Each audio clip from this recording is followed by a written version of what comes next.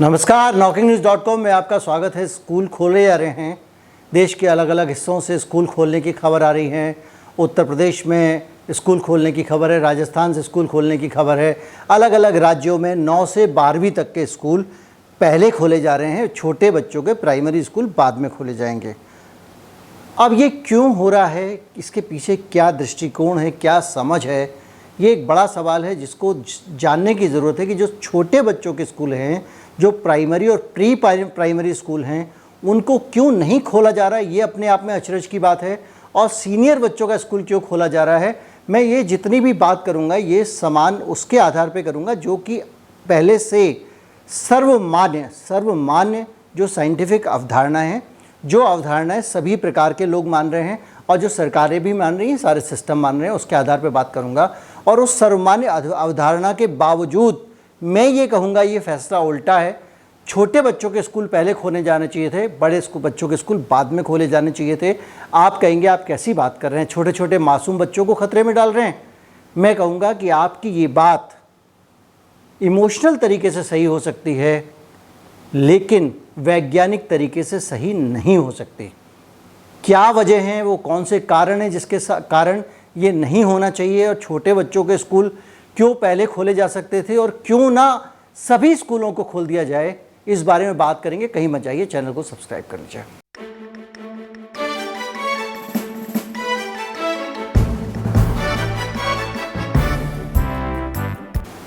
CDC, centre for disease control and prevention, दरअसल America में जो भी आदेश आते हैं इसी संस्था से आते हैं, इसलिए इसका जिक्र भी ज़्यादा आता है। CDC ने कहा है कि अमेरिका में जो आप स्कूल खोल रहे हैं, उनको खोलने के पीछे जो टीचर के वैक्सीनेशन के जो मैंडेटरी टर्म है वो नहीं होना चाहिए। टीचर का टीकाकरण उतना ज़्यादा जोर नहीं देना चाहिए, पहली चीज़।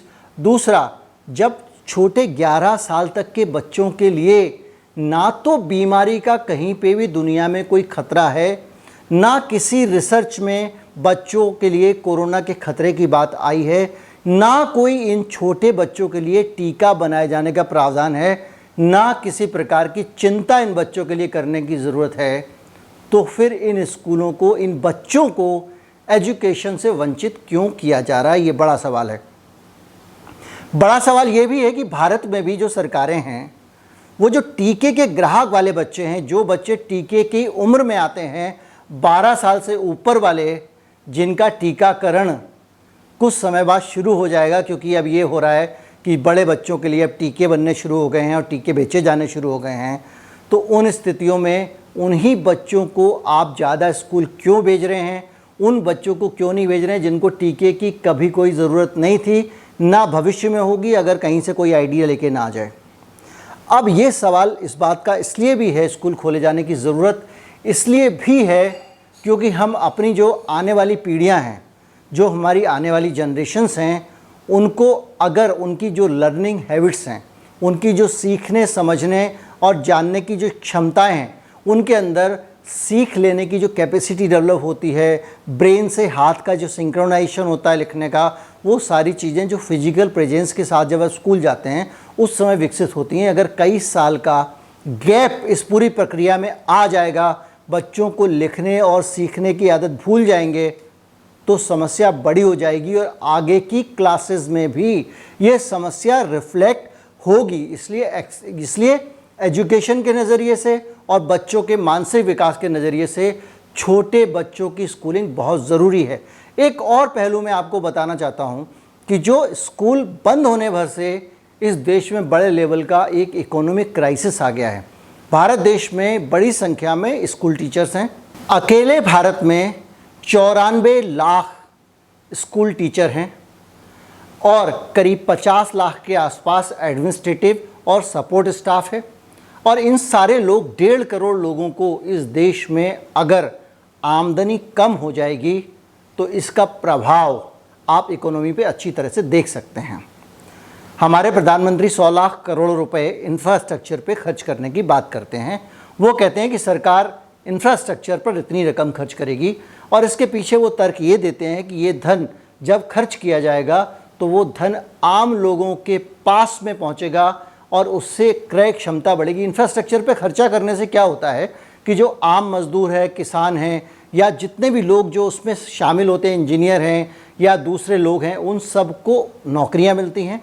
वो लोग जब उससे धन मिलता है, सड़क बनती है कहीं पे, कुछ या पुल बनता है या कोई भी इंफ्रास्ट्रक्चर से जुड़ी हुई चीज़, तो उस धन के ज़रिए लोग खरीदारी करते हैं और बाज़ार में थोड़ी सी सक्रियता बढ़ती है, तरलता बढ़ती है, लिक्विड बाज़ार में आता है। लेकिन यहाँ आपका 1 करोड़ से 1.5 करोड़ के बीच का जो एक ऐसी आबादी है जिसका लिक्विड कम होता जा रहा है। देखिए, बड़े बड़े स्कूलों में वेतन मिल रहा है, सरकारी स्कूलों में भी सरकार वेतन दे रही है, लेकिन जो छोटे और गरीब स्कूल हैं उनकी हालत इतनी ख़राब है कि एक तो टीचर्स को वेतन नहीं मिल रहा है, दूसरा स्कूलों की अपनी हालत भी ख़राब है, तो सपोर्ट स्टाफ को भी कोई वेतन मिल नहीं पा रहा है। इन पूरे हालात के बीच में आप पूरी देश की 1.5 करोड़ के करीब आबादी, उसका खर्चा पानी जो है वो बंद है, और उसने फिर इंडस्ट्री का, इस देश का खर्चा पानी बंद कर दिया है।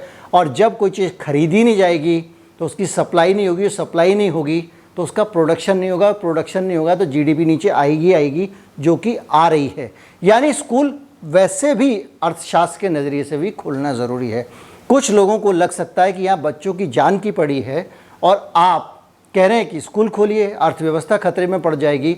तो जान पे कितना खतरा है ये बताने के लिए मैं आपको WHO की जो चीफ है उनका बयान दे रहा हूँ। आमतौर पे हम सब समझते हैं और ये आम धारणा है। WHO पे मैंने एक वीडियो बनाया था तो बहुत सारे लोगों ने मुझे पकड़ लिया और कहने लगे कि साहब WHO तो एक ऐसी संस्था है, वैसी संस्था है, चीन की जेब में रहती है और आप उसके बारे में ऐसी बात कह रहे हैं। लेकिन आज फिर जब ज़्यादा से ज़्यादा पैनिक क्रिएट करके टीके बेचे जाने की बात आनी चाहिए, उस बीच में WHO की तरफ से विचार आ रहा है।